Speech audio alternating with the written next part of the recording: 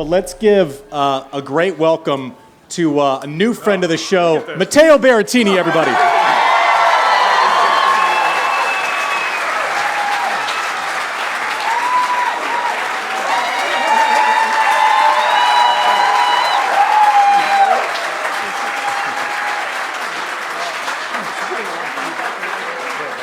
So let's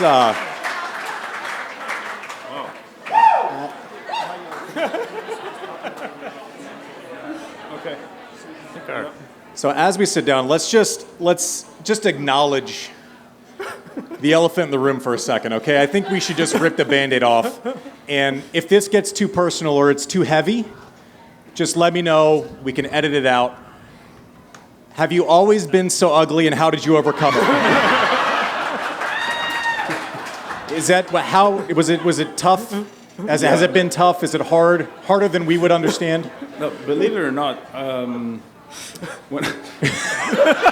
He's about to give us the ugly duckling story, right? When I was a kid. Here we go. No. When I was born, I was obviously for my grandma and for my mom, I was the most beautiful kid. Yeah. And my brother was born, and that was a problem, you know. Yeah. And he's actually blonde with green eyes. So, Oh. you know, and we weren't sure about, you know, but Yeah. I look like my mom, so I'm safe. But then growing up, certain point, I don't know, just something changed. The beard started to grow. I was about to ask, were you born with a beard? Yeah. Yeah, that's amazing. Yeah. That's fantastic. I'm a little I intimidated. actually got my first beer when I was 22, I think. I was pretty late. Yeah. Well, that was a good move. It looks great. In all seriousness, I know that the last few years have had some tough points with injuries. I remember kind of seeing you at scale for the first time when you made that run to the semis in New York, where it went from a name you would hear, you would see some highlights to, oh shit, this guy's like here for good and he's legit. Lose to Rafa there, win Queens a couple times. We all remember the Wimbledon final that you were in, and then injuries set in a little bit.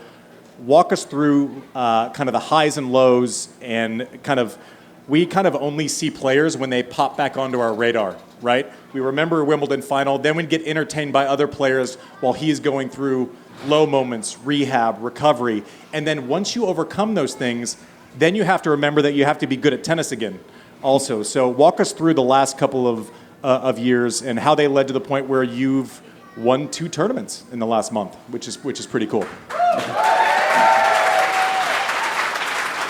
Thank you, guys. Yeah, it's been a tough 2 years, I would say.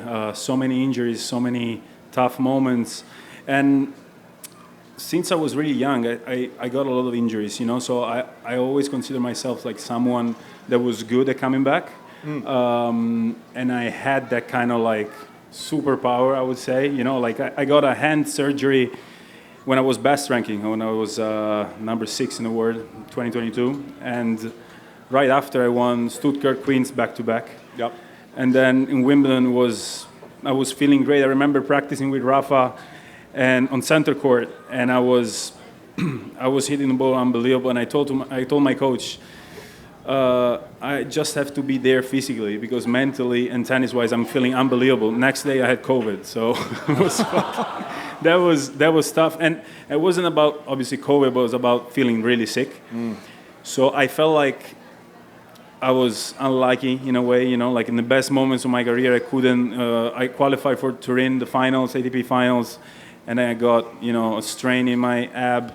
So, you know, so many moments, and you know how important it is to just be consistent in tennis, you know, like to play week after week and not doing, you know, few weeks and then off and then a few weeks on, a few weeks off. It's really tough to get a momentum going. And then at a certain point, I started to doubt about my body. You know, like you said, oh, something's going to happen. You know, and so much pressure on the tournaments that I was playing because I didn't want to lose my ranking. You know, so I was putting a lot of pressure on my shoulders, and it led up to, too much pressure. And at a certain point, I had to take some time off to just chill and started from the bottom, I would say, and then finding the joy for tennis, and now it's back. So it wasn't easy. it's interesting, and it's kind of a testament to what a quality player you are. Is that when we were told that you might be interested in coming on the show, I was like, that's great. And in my mind, I'm going, oh, it's been a long road back. I look up the ranking, and I was surprised. I know you had just won 2 tournaments, but the really, really good players, you feel like they've been away for a while. This guy's now he's back. He's top 40 in the world again. I mean, that's not nothing. What was interesting is we said hello quickly, and we haven't spent any time together, but we said hello quickly, and you were kind of walking me through the challenges of scheduling, where now you're finally back to that place after a couple of years of the body not delivering for you, of you're playing great again, winning back-to-back tournaments post-Wimbledon. But now it's like I'm guessing all you want to do is play because you have that momentum back. How are you kind of dealing with the prospect of scheduling heavily, because you can't pick and choose when you play well? You can prepare for when it comes and you find that rhythm, but it's not something like I hear commentators too often. It's like, well, he just turns it up when he needs to. No, if we could just choose, we would just choose to play well all the time, right? But no, the big tournaments. walk us through kind of that give and take between trying to maintain health, but also wanting to play as much as you can because you've been off over the last couple of years. Yeah, it's teamwork. It's really important, like with your coach, with your physios, with your doctors, and just it's really easy, and you know that better than me probably, when you're feeling great, just you want to keep playing, and it's really tough to stop and say, okay, now I have to practice, because it's really important to play matches, because you can practice a lot, but what matches give you, it's so different, like you're so sore after the first match after a long time. So it's important to play, but it's also important to train, and it's important to get off the tournaments for a little bit, like your mind just doesn't rest when you're out, when you're just for example, in US playing for a month. It's maybe you play 3 matches, but it's exhausting being on the road, practicing and stuff. So you have to be smart. You have to see what happened in the past. You have to learn from your mistakes and from your body. I feel when my body is tired. I feel when for example, when I don't get enough sleep because I'm nervous. It's a moment where my body struggles a little bit. So I have to be really good at adjusting all these things. And so luckily, all these bad injuries it taught me something. So now I'm more wise, I would say. I want to ask you, by the way, to your point, is there one player who no seed is going to want to play at the U.S. Open? Oh, yeah. This is a dangerous man. I actually ask your question, then I want to actually dive into that a little bit further. Well, I want to ask you about coming here. This city was built on 7 hills, but it is not maybe not like your Rome. A little bit different than Rome. But. Andy, let's talk about that. No offense, guys, but... The food's better here. Yeah. Food is better. Skyline, baby. We have one really good thing, that is food. That's true. This is different from other places on tour, and for a lot of players, Andy won here twice. As Mike and I are both from around here, so it's very familiar. This is a great place to hold a tournament like this, but it's very different. You don't have the yachts in the Mediterranean that you have at Monte-Carlo. How do you process this event? What is it like for you coming here to Southwest Ohio and playing tennis for a week, next year 2 weeks? What is this event like for you? It's part of our job. First of all, obviously, we always say we're kind of nomads, like we go all around the world playing and adjusting to the conditions. And I feel like the tournament changed in a way also in the last years, the surface, the conditions and stuff. I remember coming here first time in 2019, and the court was way more rough, and now it's seems like to be faster, more bouncy. That's my feeling. I don't know, but that's the tricky part when you're traveling, when you're playing different events throughout the year. So coming here, depending about the weather. Yesterday was crazy humid, and I feel like it was completely different than today. So you have to adjust the tension of the strings, everything, how much you drink, what you eat. It's not easy. It's not easy. So. But what can I say? It's from the very first time I felt like a lot of support here, which was surprising, because I was like, I'm Italian in Cincinnati, you know. But it was special, and every year, I mean, I don't know if they're clapping because they're happy or they're drunk, but or because, Whoa. I'll just. or because they actually like me for real. So The only everything you said is spot on. The only thing that I kind of slightly disagree with is that you can be happy and drunk. sure, We don't have to choose sides. no beer for me here today, guys. No beer. I'll Gotta tell play. you. I'll tell you something. When I used to kind of, when you'd be going into a Grand Slam and seeded more often than I wasn't, there were always those 3 or 4 guys that you're like, I don't want to play that person in the first couple of rounds. And I know you probably were on the other side of that when you were 6 in the world. Now, you are that guy going into the U.S. Open. You are that pain in the ass for those other players. How is your mentality different, kind of protecting a seed versus going in, knowing that I don't care who you are. I don't care if your name is Carlos. I don't care if your name is Novak. You don't want to see him in the first round of the U.S. Open, especially with momentum. Yeah, it's definitely different, you know. Like I remember when I was seated, I was studying a little bit the draw, the possibilities, you know. Like you knew. I mean, I feel like level in tennis right now is really high, so it doesn't matter who you play. Because one of the toughest round that I had in my life were first, second, third round, you know, like really tough matches. But I mean, you could see it in Wimbledon. I played Yannick second round, and it was a great match. It felt like it was a really, like, I mean, I played not as many as you, but I played semifinals in Slam, quarterfinals in Slam, and I felt like the level was pretty high, and it was the second round. So hopefully it's not going to happen again for both of us. But yeah, it's definitely different. You have to be ready from the first day. So fingers crossed, I guess. I think there are about 32 players that hope you get to like the quarters this week, so then they don't have to deal with you first round of the U.S. Open. Speaking of happy and drunk and you playing Yannick, obvious segue opportunity.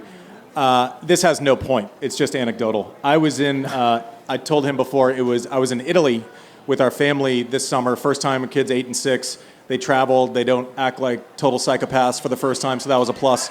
Yeah, thank you. Appreciate you. Thank you. You get it. But I remember being in Florence after a beautiful evening, food. The rumors are true. It's great. And I remember coming back, and I was happy and drunk and watching that match in your home country with you versus Yannick. And I said, this is a quarterfinal match. The way the intensity, he didn't want, you could tell he doesn't emote a ton, right? Yannick isn't a guy who wins a first round match and, you know, has to kind of say hello to, you know, the 8 sides of the stadium. And that meant a lot to him. Being an Italian player now has to be pretty cool, you know, maybe even better than it was, let's say, 2019 when you broke out, where you didn't have all the company that you have now with Paolini and with Yannick, yourself, Musetti playing great again. Talk about this moment, and I get goosebumps talking about it because it does feel like a moment. Talk about this moment in Italian tennis and the pride that you have for kind of maybe being the first one to kind of break out and to say, you know what, we can establish ourselves with this newer generation towards the top of the game. No disrespect to great players like Panetta and Vinci, because they do, but specifically on the men's side, this moment in Italian tennis, you have to feel like you had a little bit to do with it. Yeah, definitely. I mean, it's, in a way, I had a different path comparing to Yannick and Lorenzo Musetti. You know, they're still so young. When I had their age, I was their age. I wasn't even top 100, I think, so it was different, completely different. But at the same time, it just, in Italy now, it's crazy. And you guys know, like, we are a soccer country, you know, like soccer is the sport. By the way, the most gracious thing that he will ever do in his life is call it soccer, specifically for us. I did it for you guys. I did it for you. That might be the nicest thing I've ever seen someone do. I did it for you, because otherwise it would have been like, football? What? But, and right now I feel like when there is a big match, like me against Yannick, or Lorenzo that was playing for bronze medal, or Yannick the finals in the Australian Open, we won Davis Cup last year, the country stops for a little bit, and this makes me feeling unbelievable proud because I think we're coming a long way. We're not like you guys in US that, like you and all the past champions that you had, the great players that you have right now. So it's definitely something that makes me feel proud. And I think the best is yet to come because these guys are so young and we're helping each other to just play better and better. And in a way, I think the first guy that really made a big step was Marco Cecchinato in 2018. You remember his run? The semis of Roland Garros. Exactly. Yep. And after that, everybody kind of like looked into himself and said, like, I think I can do it. Because this guy was, playing with him and I was practicing with him, winning, losing. But I was like, why not me? And after that, Fabio won in Monte-Carlo. And I qualified for the finals, made semis in US Open. And after that, I was just, adding results. And I think that's really important for the sport, Italian sport in general. We're talking about you as one of the godfathers of Italian. You're only 28. He said he got a beard when he was 22. I'm the old one now. No, the beard only was 6 years ago. 28 years old. Sure. We just had the gold medalist at the Olympics last week is like 37. You got. What does the next decade look like for you? What are the goals here? Yeah, talking about Novak and what he achieved last week, it's like unbelievable. I get goosebumps. Yeah. I don't know how he does it. And he's probably a cyborg also for the fact that at 37, he's still playing at that level, Like, it's unbelievable. And I don't know if I'm going to still playing at 37. Looking at my history of injuries, I don't know. But hopefully, the most important thing is, like, playing when you're feeling is the right thing to do for you. I don't like the thought about playing just because you don't know what to do, and that is, which is, I think, something that happens quite a lot, especially when you've been playing your whole life and at a certain point or you feel like, okay, I'm going to stop and you don't know what to do, like you feel empty, a little bit. And so I just want to keep playing until I feel it's the right thing for me and keep enjoying like I'm doing right now. And hopefully in the next couple of years, maybe lifting a big trophy wouldn't be bad, and then we'd see. I think we all in this room hope that you get that trophy. One more thing I want to touch on because I like the thought of what Netflix was trying to do with Breakpoint, and you were obviously one of the people that were featured. Tell us about that experience, good, bad. Would you choose to do it again, or do you regret doing it?